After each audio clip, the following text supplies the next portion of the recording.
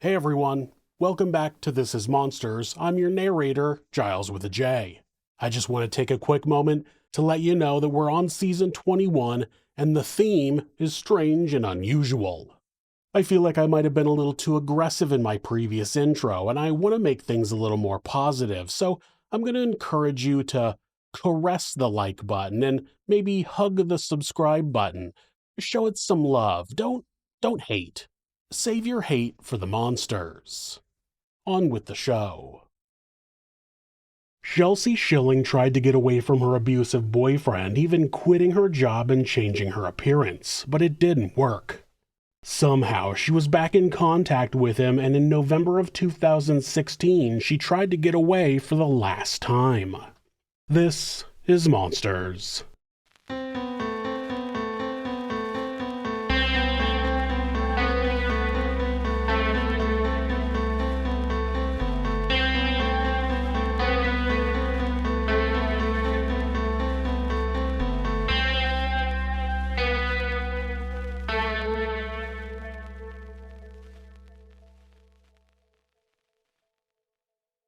Bronson Ellery was born on April 23, 1992 and grew up in the Gold Coast in Queensland, Australia.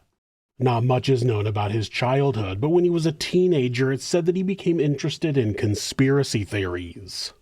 He began getting tattoos in his early teens, and his sister would later say that his parents were unhappy with the amount of tattoos he had. But as he started getting into trouble, he would only get more while he did short stints in jail. One of those tattoos was a swastika, but his lawyer would later claim that he didn't believe in Nazism, he just got the tattoos for shock value.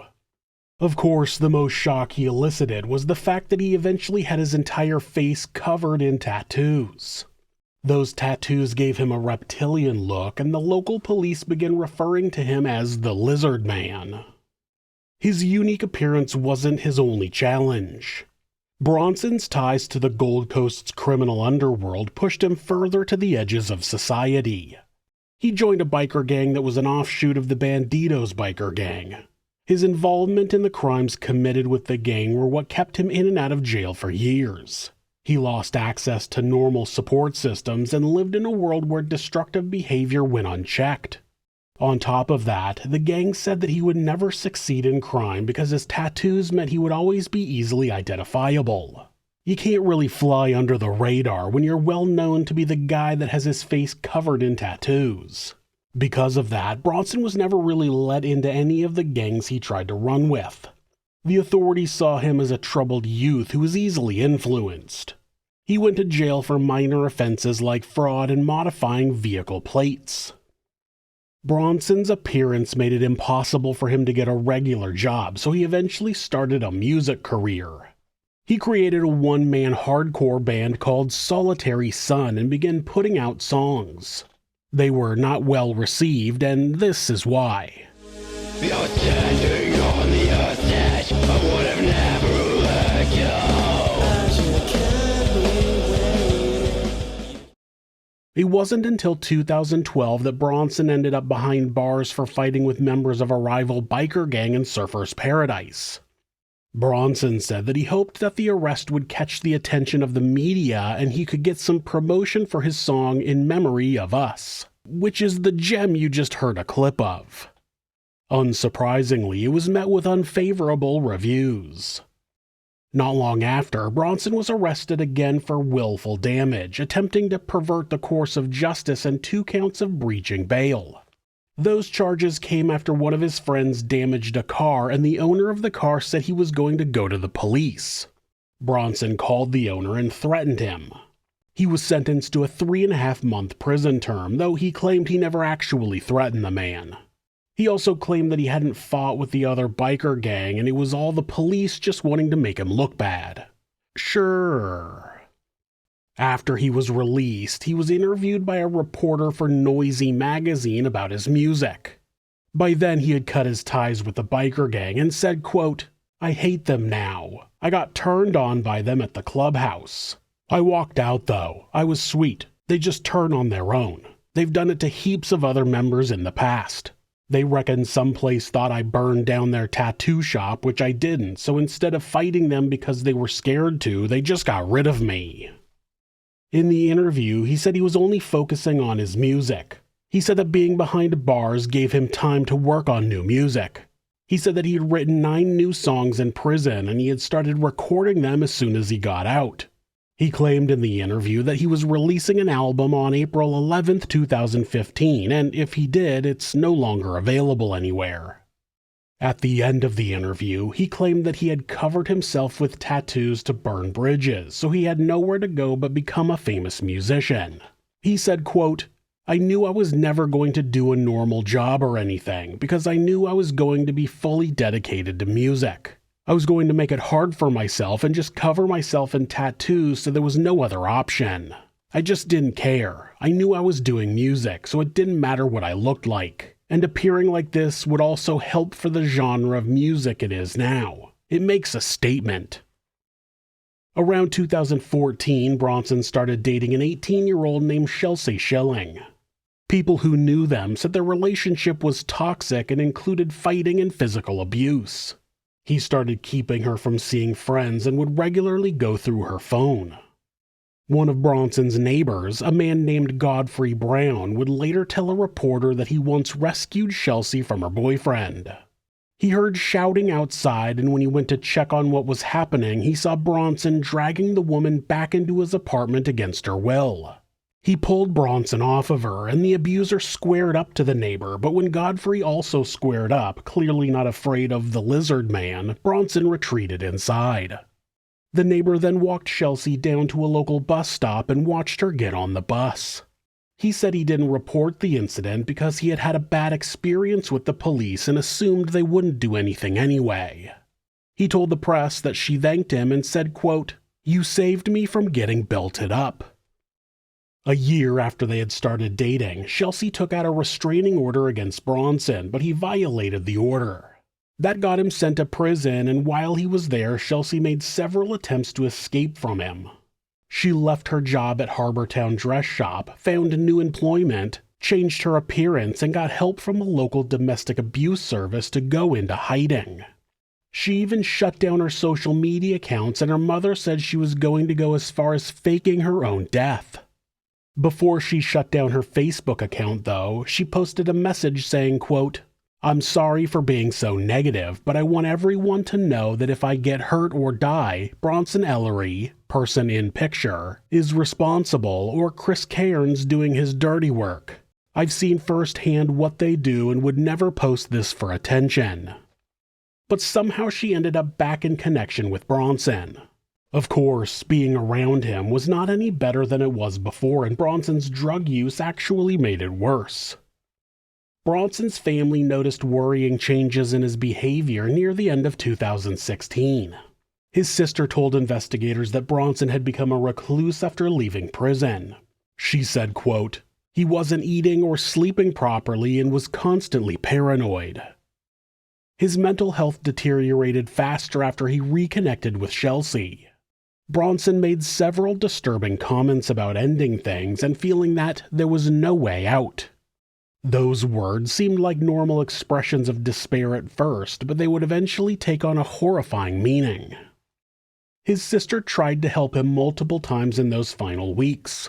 She made at least 3 attempts to get him professional help for his mental health problems, but Bronson resisted those efforts and pulled away even more. The situation got worse at the beginning of November of 2016. Bronson called his sister asking for money to get away. She offered him a place to stay instead, but he hung up and stopped taking her calls completely. A friend would later say that he noticed Bronson's paranoia and that they were outside one evening when a black car drove by and it made him go back inside. On top of the drug use, Bronson was also committing crime. On November 6th, Bronson stormed into a home with a sawed-off shotgun and a machete and threatened the 2 occupants. He stole some items and then drove away in their car.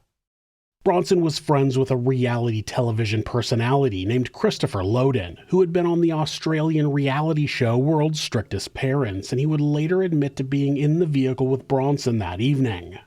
People were worried about Bronson, so another friend went to his apartment and took his shotgun and the ammunition. A few days later, on November 11, 2016, Bronson was at his apartment with Chelsea, along with Chris Loden and a woman named Jasmine O'Neill. At some point, Chelsea tried to leave, but Bronson wouldn't let her and a huge fight broke out.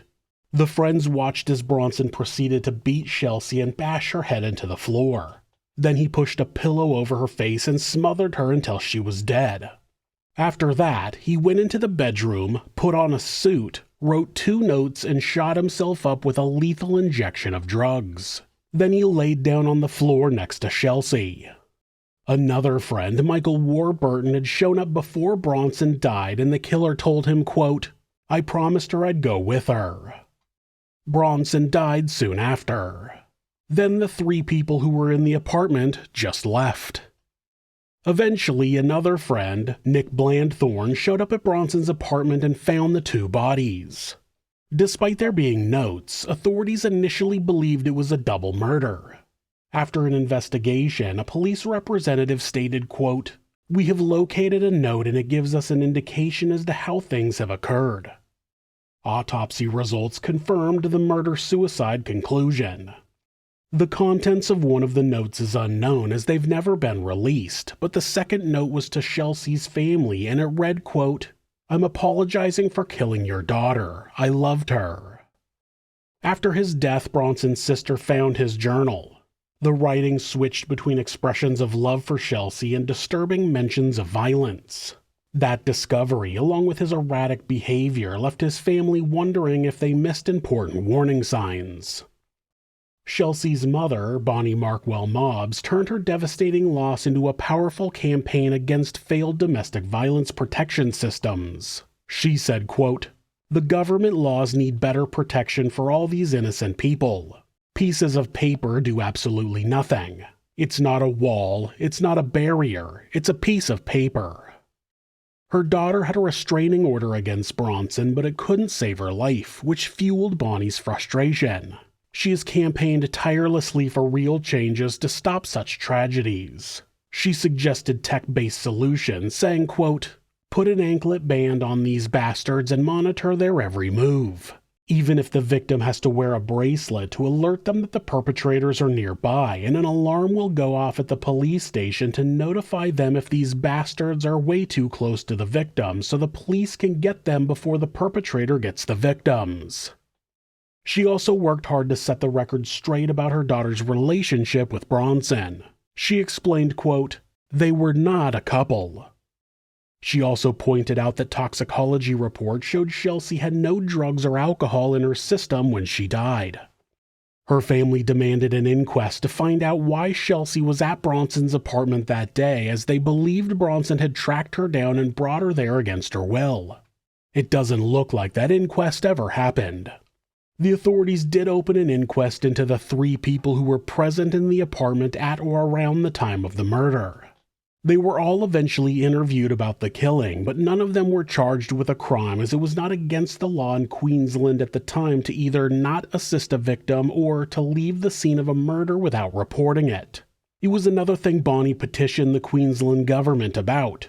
She wanted them to change bystander laws so a person is at least required to notify the police if they witness a violent crime.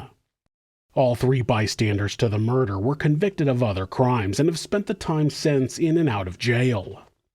Queensland authorities now face pressure to do more than just hand out pieces of paper when someone's life is being threatened by a violent person, especially a person who has shown a history of violent behavior.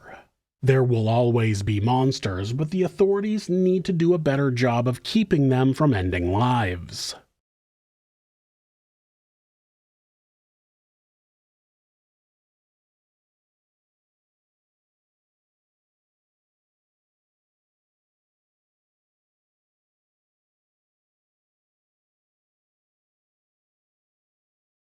Thanks so much for letting me tell you this story. If you're a fan of true crime, hit subscribe and turn on notifications so you don't miss an episode. You can also hit like or leave a comment. If you'd like to support the show, check out our merchandise at thisismonsters.com. The link is in the description. Thanks again, and be safe.